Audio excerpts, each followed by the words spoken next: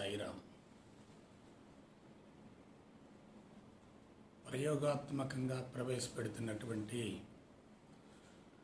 గురు సందేశం ఇదొక variety programme. నా ఆధ్యాత్మిక అనుభవానికి కొన్ని ఆసక్తికరమైన అంశాలను జోడించి అందరికి తెలియజేయాలనేటటువంటి ఉద్దేశంతో ఈ కార్యక్రమాన్ని ప్రయోగాత్మకంగా ప్రవేశపెడుతున్నాం. ముందుగా అనుభవాన్ని ఎందుకు ప్రస్తావిస్తున్నానంటే, ఆధ్యాత్మిక మార్గంలోకి ప్రవేశించక ముందు నా జీవితానికి, ప్రస్తుత నా జీవితానికి మధ్య ఉన్న వ్యత్యాసాన్ని అందరికీ తెలియజేయాలనేటటువంటి ఉద్దేశంతో ముందుగా అనుభవాన్ని మీ ముందు ఉంచుతున్నాను. నిన్న పాక్షికంగా కొన్ని విషయాలు మీతో ప్రస్తావించాను. అయితే నేను ఒక విషయం చెప్తున్నాను. నాదొక రకంగా కారణజన్మ.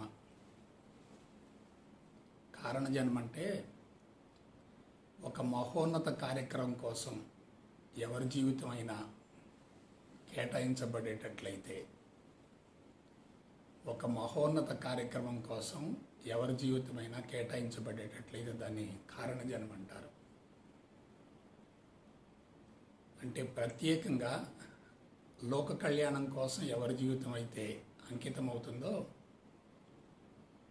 వాళ్ళది కారణజన్మగా పిలువబడుతుంది. ఎందుకు ఈ మాట చెప్పడానికి నేను సాహసిస్తున్నానంటే,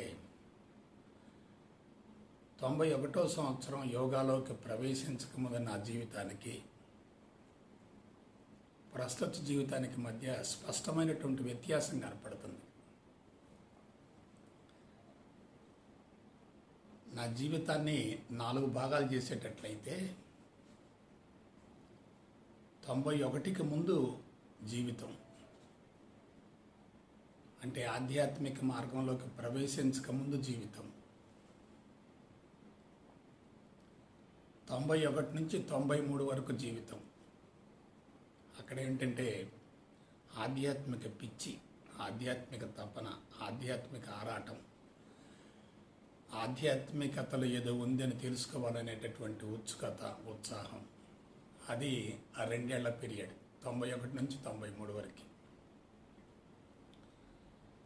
93 నుంచి 98 వరకు 5 సంవత్సరాలు గురూజీగా ఆధ్యాత్మిక ప్రచారం చేయటం. 93 నుంచి 98 వరకు 5 ఇయర్స్. 98 తర్వాత సంస్థను స్థాపించి సంస్థ అధినేతగా ఇండిపెండెంట్గా కార్యక్రమాలు కొనసాగించటం. ఇక్కడ 91వ సంవత్సరం యోగాలోకి ప్రవేశించే నాటికి నేను పూర్తి కన్ఫ్యూజన్లో ఉన్నాను. ఏకాగ్రత తగ్గిపోయింది, జ్ఞాపకశక్తి తగ్గిపోయింది, మతిమరుపు పెరిగింది, మానసిక ఒత్తిడి పెరిగింది, స్ట్రెస్ పెరిగింది.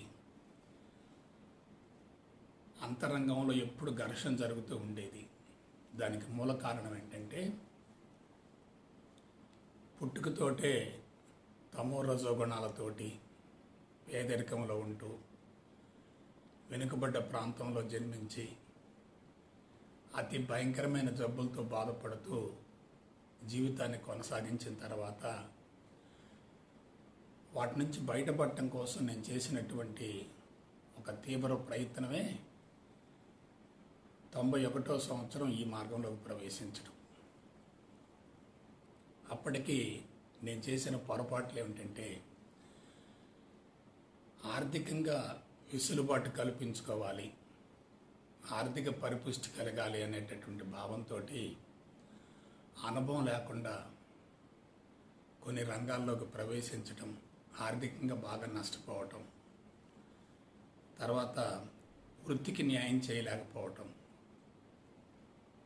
కుటుంబం పట్ల అశ్రద్ధ వహించటం, జీవితంలో ఏదో కోల్పోయాను, తీవ్రమైన అసంతృప్తి, అలజడి, ఒత్తిడి ఇవన్నీ ఉన్న తరుణంలో వాటి నుంచి బయటపడటం కోసం నేను ఆధ్యాత్మిక మార్గంలో ప్రవేశించాను. వాటి నుంచి బయటపడటం కోసం కేవలం స్వార్థం కోసం ప్రవేశించాను తప్ప ఆత్మ, పరమాత్మ, భూతాత్మ వీటి గురించి నాకు అసలు ఐడియా కూడా లేదు. పైగా వ్యతిరేకిస్తున్నటువంటి వ్యక్తిని హేతువాదం, నాస్తికవాదం, కమ్యూనిస్టు భావాలు, సైన్స్ పరమైన పరిజ్ఞానం, స్వామీజీలన్నా, బాబాలన్నా, దేవుడి గుళ్ళన్నా, పూజలన్నా, పునస్కారాలన్నా వ్యతిరేకిస్తూ ఉండటం వల్ల ఆ మార్గం పట్ల వ్యతిరేకతను పెంచుకొని అవసరం కొద్దీ ప్రవేశించాను నేను. ఇక్కడ ఒక విషయం మీకు ప్రస్తావిస్తున్నాను. 91వ సంవత్సరం అన్ని దారులు మూసుకొని పోయినందువల్ల ఈ మార్గం ద్వారా నాకు ఆరోగ్యం వస్తుంది, మానసిక ప్రశాంతి వస్తుందనే భావంతో నేను ప్రవేశించాను. ఈ మార్గంలోకి ప్రవేశించిన తర్వాత మిత్రులారా, మీకు ఒక ఓపెన్ సీక్రెట్ చెప్తున్నాను, బహిరంగ రహస్యం చెప్తున్నాను. ఈ మార్గం ద్వారా నాకు లబ్ధి కలగకపోగా నేను కొంత నష్టపోయాను. ఈ మార్గం ద్వారా నాకు లబ్ధి కలగకపోగా కొంత నష్టపోయాను. ఎందుకంటే నేను శిక్షణ తీసుకున్నటువంటి సంస్థలో నాకు తర్ఫీదునిచ్చినటువంటి గురువులు ఆధ్యాత్మికత గురించి, ధ్యానాన్ని గురించి, సమాధి అభ్యాసాన్ని గురించి శాస్త్రయుక్తమైనటువంటి వివరణ ఇవ్వలేదు. కేవలం నామమాత్రంగా, తూతూ మంత్రంగా శిక్షణ తరగతులు నిర్వహించి సొమ్ము చేసుకున్నారు తప్ప నిజంగా నాకు ఏది అవసరమో నాకు అక్కడ లభించలేదు. కానీ ఎందుకు ఆ మార్గం పట్ల ఎక్కువ ఆకర్షింపబడ్డానంటే మిగతా మార్గాలన్నీ మూసుకుపోయాయి. అంతరంగంలో అసంతృప్తి, అలజడి, మానసిక ఒత్తిడి, రుగ్మతలు ఎక్కువ కావటం, పరధ్యానం పెరగటం, మానసిక సంఘర్షణ జరుగుతున్నప్పుడు ఈ మార్గంలో నా సమస్యలకు పరిష్కారం దొరుకుతుందనే భావంతోనే ప్రవేశించాను నేను. అంటే దీన్ని బట్టి మనం అర్థం చేసుకోవాల్సింది ఏంటంటే ఆధ్యాత్మిక మార్గం ఎంత ఉన్నతమైనదైనప్పటికీ అందించే విధానంలో లోపాలుంటే ఏమవుతుంది? కొంచెం ఆలోచించండి. మార్గం మంచిదే, కానీ అందించే విధానం ఎలా ఉంది? సమాధి అభ్యాసాన్ని గురించి కానీ, ధ్యానాన్ని గురించి కానీ, సబ్జెక్టుని గురించి కానీ శాస్త్రయుక్తమైనటువంటి వివరణ కోరుకున్నాను తప్ప పిచ్చి కథలు, పిట్ట కథలతో నేను సంతృప్తి పడేవాడిని కాదు. అందుకని 91లో ప్రవేశించినప్పుడు అందులో ఏదో ఉంది అనేటటువంటి ఆసక్తి మాత్రం కలిగింది తప్ప దాన్ని నేను అందుకోలేకపోయాను. 91వ సంవత్సరం యోగాలకు ప్రవేశించిన తర్వాత ఇక నిన్న చెప్పాను, గుర్తుకు తెచ్చుకోండి, మరలా చెప్తున్నాను. ఆధ్యాత్మికత తక్కువగా ఉంది, ఆధ్యాత్మిక పిచ్చి ఎక్కువైపోయింది. ఒక రకంగా మీరు ఆధ్యాత్మిక మార్గంలోకి ప్రవేశించిన వాళ్ళని జాగ్రత్తగా పరిశీలించండి. ఆధ్యాత్మిక సమత్వం తక్కువగా ఉంటుంది, ఆధ్యాత్మిక పిచ్చి ఎక్కువగా ఉంటుంది. అదొక రకమైన మత్తు. ఆ మత్తులో పడిపోయాను నేను కూడా. అయితే ఆధ్యాత్మిక మార్గంలో ఉన్నటువంటి కీలకమైనటువంటి అంశాల గురించి లోతుగా అధ్యయనం చేయాలనేటటువంటి తపన మొదలై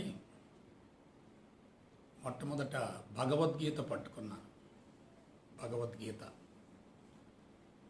అదే సమయంలో వివేక చూడమని ఆదిశంకరాచార్యుల వారిది. భగవద్గీత పూర్తిగా వేదాంత సారమైనందువల్ల ఆ సమయంలో నేను దాన్ని అందుకోలేకపోయాను. అయితే ఈ ఆధ్యాత్మికతలో ఏముంది అనే దాని గురించి నేను చేస్తున్నటువంటి అన్వేషణలో పరోక్షంగా 2-3 గురువులు నాకు సహాయపడ్డారు, పరోక్షంగా సహాయపడ్డారు.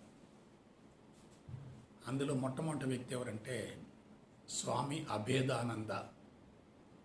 స్వామి అభేదానంద, బాగా గుర్తుపెట్టుకోండి, అభేదానంద. ఆ తర్వాత స్వామి వివేకానంద. వివేకానందుల వారి స్పీచెస్ చదువుతుంటే ఒక రకంగా నిద్రపోతున్నటువంటి వ్యక్తులకు కూడా ఆవేశం పొంగుతుంది. వివేకానందుల వారు, అలాగే వారి గురువు గారు రామకృష్ణ పరమహంసల వారు, ఆ తర్వాత పరమహంస యోగానంద, తర్వాత కొంతమంది ఇతర స్వామీజీలు బాబాల యొక్క పుస్తకాలు చదవటం మొదలుపెట్టాను.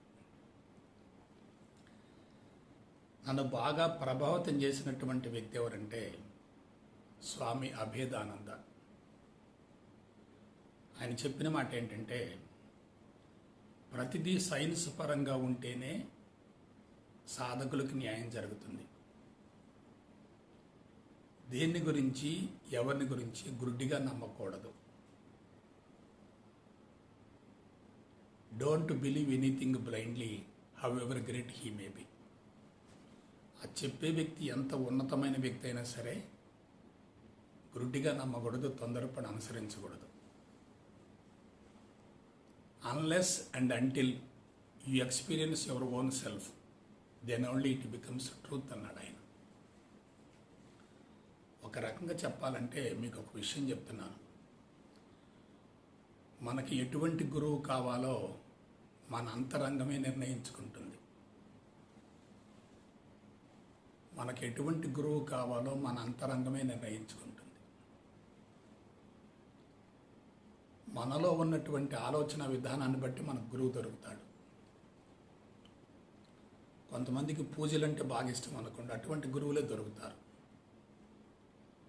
కొంతమందికి ప్రవచనాలు అంటే బాగా ఇష్టం అనుకోండి, అటువంటి గురువులే దొరుకుతారు. కొంతమందికి సైన్స్ పరమైన అంశాల పట్ల బాగా ఆసక్తి ఉందనుకోండి, అటువంటి గురువే దొరుకుతాడు. స్వామి అభేదానంద పుస్తకాలు వాల్యూమ్స్ మొత్తం తెచ్చుకొని చదివిన తర్వాత దాదాపు ఒక 6 నెలలు కసరత్తు చేశాను. ఆ స్వామీజీ చెప్పిన మాట ఏంటంటే, ఆధ్యాత్మిక మార్గంలోకి ప్రవేశిస్తే ఆరోగ్యాన్ని పొందటం అనేది కేవలం శాంపుల్ మాత్రమే. ఆధ్యాత్మిక మార్గంలోకి ప్రవేశిస్తే ఆరోగ్యాన్ని పొందటం అనేది కేవలం శాంపుల్ మాత్రమే. ఇంగ్లీష్లో ఒక మాట వాడారు ఆయన, you can achieve anything through spirituality. ఎందుకంటే నేను చెప్పలేను ఇంకా. You can achieve anything through spirituality. ఆధ్యాత్మికత ద్వారా మానవుడు సాధించలేదంటూ ఏమీ లేదు. ఇక ఆరోగ్యాన్ని గురించి ఆయన చెప్పిన మాట చెప్తాను. You can create new body, you can create new body with your infinite sensitive and valuable mind. ఈ ఒక్క పాయింట్ పట్టుకోండి చాలు. You can create new body with your infinite sensitive and valuable mind. ఒక మాట ఆడతాను, ఈ హస్తరేఖలు మొత్తం మారిపోతాయి.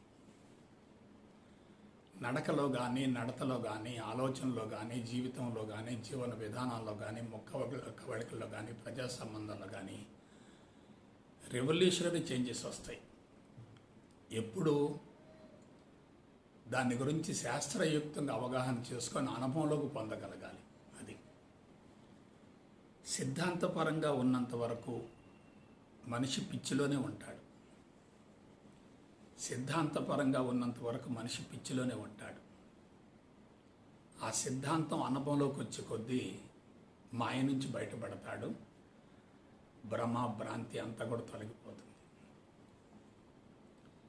ఇప్పుడు అసలు విషయానికి వద్దాం. 91 నుంచి 93 వరకు ఆ 2 సంవత్సరాలు నా పాత జీవితం పూర్తిగా సమాధి అయిపోయింది. హేతువాదం, నాస్తికవాదం, కమ్యూనిస్టు భావాలు, సైన్స్ పరమైన పరిజ్ఞానం, ఆధ్యాత్మికతను వ్యతిరేకించటం, స్వామీజీలు, గురూజీలు భావాలంటే చులకనగా చూడటం, దేవుడి గుళ్ళోకి వెళ్లకుండా ఉండటం, ఇదంతా ఏమిటి? కరడుగట్టినటువంటి నెగిటివ్ భావాలు,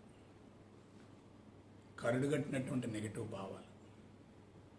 అంటే కమ్యూనిస్ట్ సిద్ధాంతంలో ఉన్నటువంటి ఆకర్షణ అలా ఉంటుంది. ఇలా నేను ఆ మత్తు నుంచి బయటపడుతూ ఈ మార్గాన్ని గురించి నేను చేస్తున్నటువంటి పరిశోధనలో ఒకచోట నాకు ఒక కొటేషన్ దొరికింది. అదేంటంటే,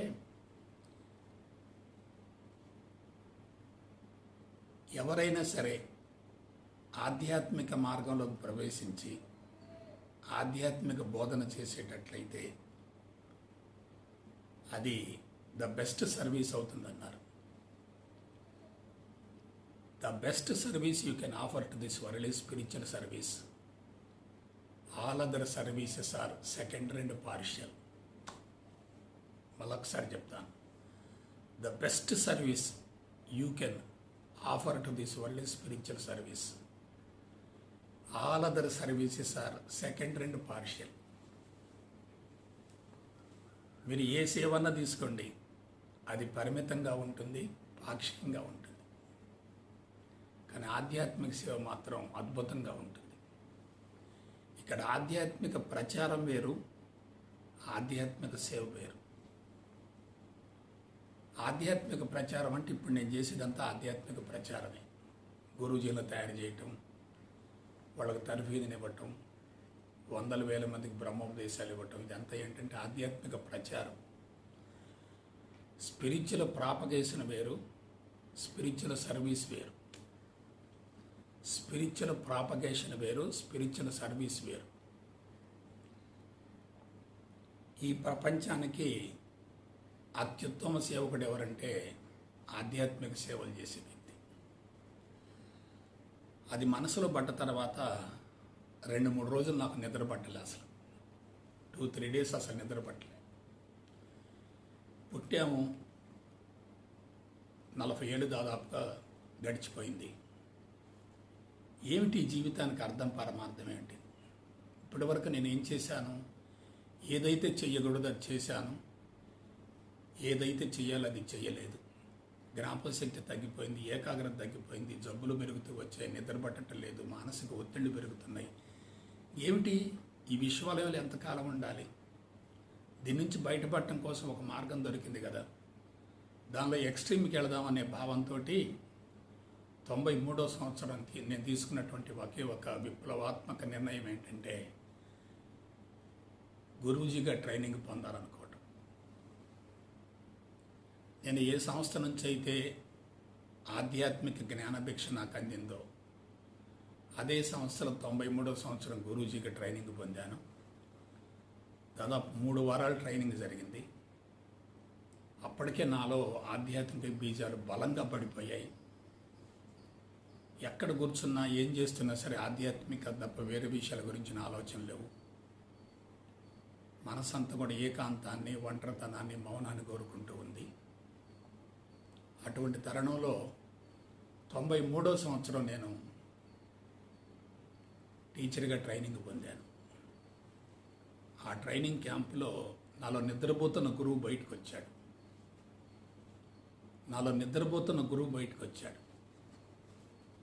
అప్పటిదాకా నాలో ఉన్న ఒకే ఒక పెద్ద వీక్నెస్ ఏమిటంటే ఇన్ఫీరియారిటీ, ఆత్మన్యూనతాభావం. పుట్టింది పెరిగింది బ్యాక్వర్డ్ ఏరియా కావటం, ఆర్థికంగా ఇబ్బందులు పడటం, జబ్బులతో బాధపడటం, హేతువాదం, నాస్తికవాదం, కమ్యూనిస్ట్ భావాలతో ఉండటం, తమోగుణం, రజోగుణం ఎక్కువగా ఉండటం. ఒకసారి పిక్చర్ చూసుకోండి ఎలా ఉంది. పూర్తి నెగిటివ్ పిక్చర్. అటువంటి నెగిటివ్ పిక్చర్ నుంచి ఇలా పాజిటివ్ పిక్చర్కి రావటం కోసం 93వ సంవత్సరం నేను హాజరైనటువంటి ఆ టీచర్స్ ట్రైనింగ్ క్యాంప్ అనేది ఒక వేదికగా ఉపయోగపడింది. అక్కడ ఏం జరిగిందంటే ఒక 20 మంది పిల్లలను కూర్చోబెట్టారు. వీళ్ళంతా అమాయకంగా ఉన్నారు. 20 మంది పిల్లలను కూర్చోబెట్టారు. వెనక వైపు ఒక 100 మంది ట్రైనింగ్ పొందే గురూజీల బృందం ఉంటుంది. వీళ్ళు ఒక చిన్న టాపిక్ ఒకటి ఇస్తారు. బాధ్యతనో, క్రమశిక్షణనో, ప్రేమనో, సేవనో ఒక టాపిక్ ఇస్తారు. ఆ ఆ టాపిక్ని వాళ్ళకి తెలియజేయాలి. ఎలా తెలియజేయాలంటే వాళ్ళకి నాకు మధ్య ఒక ట్రాన్సాక్షన్ జరుగుతూ ఉంటుంది. కేవలం మెకానికల్గా యూనిలేటర్లుగా వన్ సైడెడ్గా చెప్పడం కాకుండా వాళ్ళకి నాకు మధ్య ట్రాన్సాక్షన్ మొదలవుతుంది. ఆ ట్రాన్సాక్షన్ జరిగే సమయంలో నేను ఇప్పుడు మీకు గురువుల పాదాల సాక్షిగా ప్రమాణం చేసి చెప్తున్నాను, నాలో ఒక గురువు ఆవాహనం అయ్యాడు, నాలో ఒక గురువు ప్రవేశించాడు. అసలు ఎదురుగున్నటువంటి 20 మంది పిల్లల్ని చూస్తూ ఉంటే వాళ్ళలో నాకు దేవుడు కనపడ్డాడు. నేను గురుస్తోత్రం చెప్పి నా ఎదురుగున్నటువంటి 20 మందిని చూశాను తప్ప ఇంకెవరిని చూడలే. అసలు వాళ్ళకి నాకు మధ్య ఒక రకమైన శక్తిపాతం జరిగింది. బాధ్యతను గురించి తెలియజేస్తూ 2-3 పిట్టకథలు చెప్పాను, చిన్న చిన్న స్టోరీస్ చెప్పాను. అవన్నీ వాళ్ళ మనసులను హత్తుకున్నాయి. దాదాపుగా క్యాంపుకి హాజరైనటువంటి 100 మంది కూడా నన్ను మనస్ఫూర్తిగా అభినందించారు. లోపల కొంత అసూయ అంటే ఉండొచ్చాం కానీ అభినందించారు బాగా. అప్పుడు నేను అనుకున్నాను, నా జీవితానికి ఏదో ఒక మలుపు రాబోతుంది అని చెప్పి అనుకొని 93వ సంవత్సరం ఆ టీచర్ ట్రైనింగ్ క్యాంప్ పూర్తయిన తర్వాత నేను మరలా వచ్చి కాలేజీలో జాయిన్ అయ్యాను. ఒక 2-3 నెలల తర్వాత క్లాసెస్ ప్రారంభించాను. నాకు భౌతిక జీవితానికి జ్ఞానం అందించిన గడ్డ నరసరావుపేట. ఆధ్యాత్మిక జీవితానికి, గురూజీ జీవితానికి బీజం వేసినటువంటి పవిత్రమైన గడ్డ నరసరావుపేట. నేను ఈరోజు ఒక స్థాయికి వచ్చానంటే దీని వెనుక కొన్ని 100,000 మంది యొక్క శ్రమశక్తి ఉంటుంది. కొన్ని 100,000 మంది యొక్క శ్రమశక్తితోటి ఈ జీవితం ఎదుగుతుంది. ఒక మర్రి విత్తనాన్ని తీసుకోండి, చాలా చిన్నదిగా ఉంటుంది. అదే ఒక 10 సంవత్సరాల తర్వాత ఆ విత్తనం నుంచి వటవృక్షం వస్తుంది. అలాగే 93వ సంవత్సరం నాకు గురుపీఠానికి అవకాశం కల్పించి నన్ను అన్ని విధాలా ప్రోత్సహించినటువంటి పవిత్రమైన గడ్డ నరసరావుపేట. ఒకవైపు కాలేజ్ చూసుకుంటూ ఉన్నాను, రెండో వైపు క్లాసులు చేస్తూ ఉన్నాను. వేరే ఏమీ తెలియదు నాకు. అదొక పిచ్చి, అది చెప్పాలి ఇది చెప్పాలి. ఆ సబ్జెక్ట్ అంతా కూడా మగప్ చేసుకుంటూ ఉండేవాడిని. దానిలో కొన్ని అదనంగా సైన్స్ పరమైన అంశాలు జోడించేవాడిని. ఆ విధంగా చెప్తూ వచ్చాను నేను. సో 91వ సంవత్సరానికి 93వ సంవత్సరానికి మధ్య నాలో వచ్చినటువంటి పరిణామాలు ఒక రకంగా ఆధ్యాత్మిక పునాదుల్ని పటిష్టం చేశాయి. ఇక నెక్స్ట్ విషయం చెప్తాను. ఆశ్చర్యకరమైన విషయం ఏంటంటే, ఇక గురుపీఠం ఎక్కి బోధ చేస్తున్నప్పుడు నాకు కుటుంబాన్ని గురించి, పిల్లల గురించిన ఆలోచనలు కూడా తగ్గిపోయినాయి. నరసరావుపేట క్లాస్ చేయటం, చెలుగుళ్ళపేటకు వచ్చి కాలేజ్ చూసుకోవటం, మళ్ళీ నరసరావుపేట పోవటం తప్ప నాకు ఇంకా ప్రపంచం తెలియలేదు. బస్సు ఎక్కి కూర్చున్నా సరే అదే ఆలోచనలు వస్తూ ఉంటాయి. ఇదంతా ఎందుకు చెప్తున్నానంటే, నాలో ఒక గురువు ఆల్రెడీ ఉన్నాడు. ఎన్నో జన్మల నుంచి నాలో గురువు ఉన్నాడు. ఆ గురువు బలవంతంగా అణిచివేయబడ్డాడు. 91వ సంవత్సరం యోగాలకు ప్రవేశించే నాటికి ఆ గురువు బయటికి రావటానికి మార్గం క్లియర్ అయిపోయింది. అదే నేను పెట్టినటువంటి బిజినెస్లు కానీ, నేను చేసిన కార్యక్రమాలు మొత్తం విజయవంతమైనవి అనుకోండి, ఏమయ్యేది? గురువు నిద్రపోయేవాడు. మళ్ళా ఆ పిచ్చిలో పడిపోయేవాడిని. డబ్బు సంపాదించడం ముఖ్యం అనుకునేవాడిని. ఒక దశకు పోయిన తర్వాత జబ్బులు వచ్చాయి, దాంతోపాటు జబ్బులు కూడా వచ్చే గ్యారంటీ. డబ్బు జబ్బు రెండు కలిసే ఉంటాయి. సో ఆ విధంగా 93వ సంవత్సరం నేను గురుపీఠానికి ఆ గురుపీఠం మీద కూర్చునేటటువంటి అర్హతకు నోచుకున్నాను. గురుపీఠం ఎక్కబోయే ముందే నాలో మళ్ళా కొన్ని అనుమానాలు. ఏమిటి? నాలో ఆధ్యాత్మిక పరిణతి లేదు, హేతువాదం, నాస్తికవాదం, కమ్యూనిస్ట్ భావాలు ఇంకా బలీయంగా ఉన్నాయి. నేను గురుపీఠానికి న్యాయం చేస్తానా లేదా అనేటటువంటి ఒక అనుమానం నా మనసులో నన్ను వెంటాడుతూ ఉండేది. కానీ ఏం జరిగిందో తెలియదు. కానీ గురుపీఠం ఎక్కేంత వరకు నాలో ఉన్నటువంటి భయం కానీ, పిరికితనం కానీ, సంకోచం కానీ, సందేహాలు కానీ, అనుమానాలు కానీ పటాపంచలైపోయాయి. ఆ గురుపీఠం మీద కూర్చున్న మరుక్షణమే నాలో ఎవరు ఆవహించేవాళ్ళు. నా గురించి నేను బలహీనంగా ఊహించుకుంటూ ఉండేవాడిని. ఎదురుగున్నటువంటి సాధకులు మాత్రం నన్ను మహోన్నతంగా ఊహించుకుంటూ ఉండేవాళ్ళు. ఆ విధంగా 93వ సంవత్సరం గురుపీఠం ఎక్కిన తర్వాత నా ఆధ్యాత్మిక జీవితానికి బలమైనటువంటి పునాదులు పడ్డాయి. ఇదంతా ఎందుకు చెప్తున్నానంటే, నేను చెప్పిన విషయం మరలా గుర్తుకు తెచ్చుకోండి. Nothing happens accidentally, everything is prefixed. Nothing happens accidentally, everything is prefixed. ఇక్కడ లేకుండా అసలు ఏం జరగదు. ఇక్కడ ఒక విత్తనం ముందే పడిపోయి ఉంటుంది. దీన్ని మనోక్షేత్రం అనుకోండి, ఆధ్యాత్మిక క్షేత్రం అనుకోండి, ఏదన్నా అనుకోండి. ఆ క్షేత్రంలో బీజం ఉంటుంది. అక్కడ ఆ బీజం మొలకెత్తి వృక్షంగా మారేంత వరకు మనిషిలో వచ్చే మార్పు అతను కూడా గ్రహించలేడు. ఎందుకు ఇటువంటి విషయాలు నేను ప్రస్తావిస్తున్నానంటే, నేను ఆధ్యాత్మిక విధానంలో ఒక విప్లవాత్మకమైనటువంటి పందాన్ని అనుసరించాను. ఇంతవరకు ఎవరు అనుసరించలేదు, అసలు ఎవరు అనుసరించలేదు. ఈ విషయం మీకు ముందు ముందు తెలుస్తుంది. పాత జీవితాన్ని సమూలంగా వదిలించుకొని కొత్త జీవితంలోకి ప్రవేశించి ప్రపంచానికి ఆధ్యాత్మిక సందేశాలు ఇచ్చే స్థాయికి ఎదగటం అంటే అది మామూలుగా జరగదు.